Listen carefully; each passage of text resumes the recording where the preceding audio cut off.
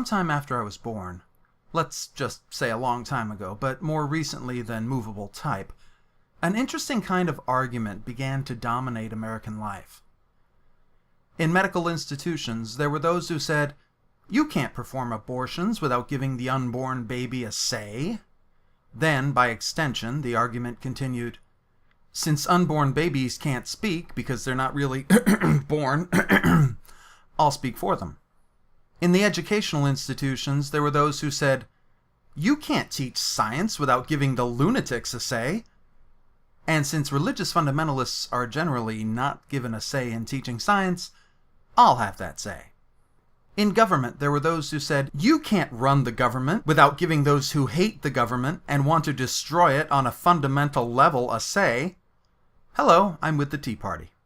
You see, little by little, those who had no place in certain discussions, men discussing what women should do with their bodies, ignorant folk discussing where education should go, morons thinking they knew a goddamn thing, became empowered to do just that. And we let them. We just let them. And it never really occurred to us that anyone would be duplicitous or disingenuous. We never stopped to wonder if they were, completely full of shit. And now we're at a point where anyone with no business being involved in important parts of our lives can just demand a seat at the table. "Who speaks for those who breathe through their pubic hair? And what of those who see with their feet? I represent the ghosts and the goblins and the things that go bump in the night. Let me change your tax policies." The problem is that what was once a courtesy and a recognition of other viewpoints, after all, fundamentalist Christians have daughters too and therefore also have an opinion on abortion, has become just a wholesale surrender of territory on behalf of, thinking people.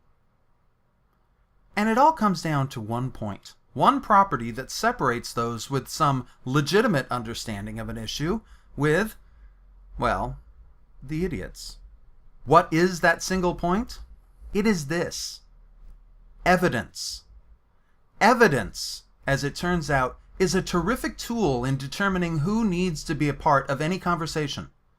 It takes any claim and helps you see if it is, in fact, utter bullshit.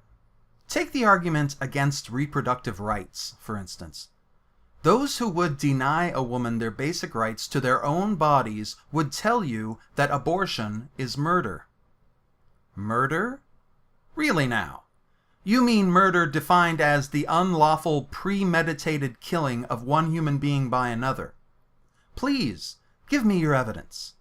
Because it certainly isn't unlawful. Try again.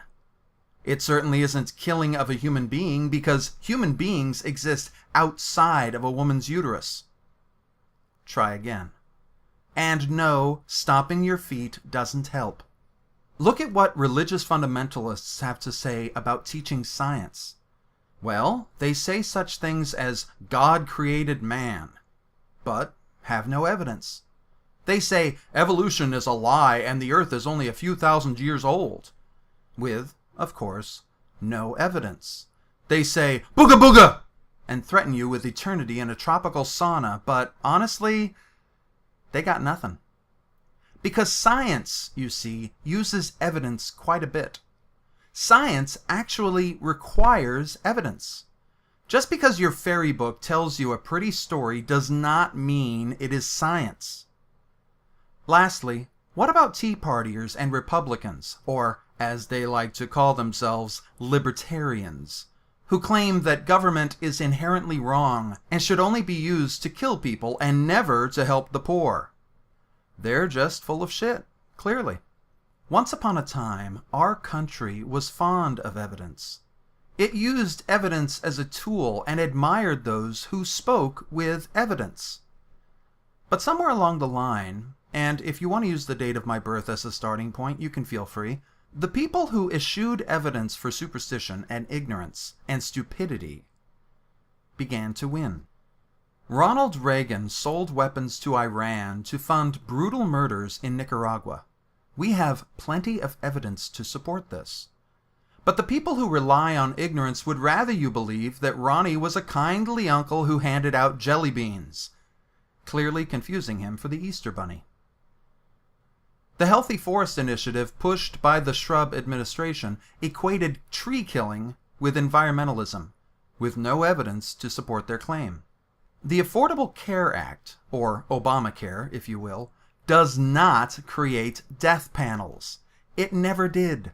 And yet, there have been plenty of folk who screamed from the rooftops that it would.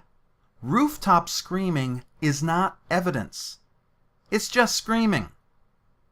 The story about the Cadillac driving welfare queen was a lie.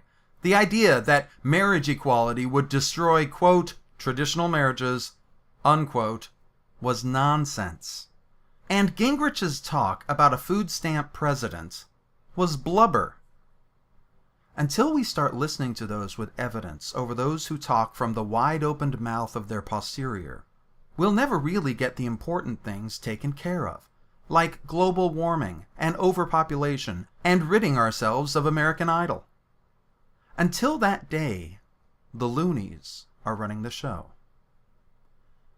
What do you think of people who make assertions without evidence? Leave a comment below. And be sure to check out my website at kenlasalle.com. You can find my books on Amazon and around the web, and my audiobooks on iTunes, Audible, and other audio sites.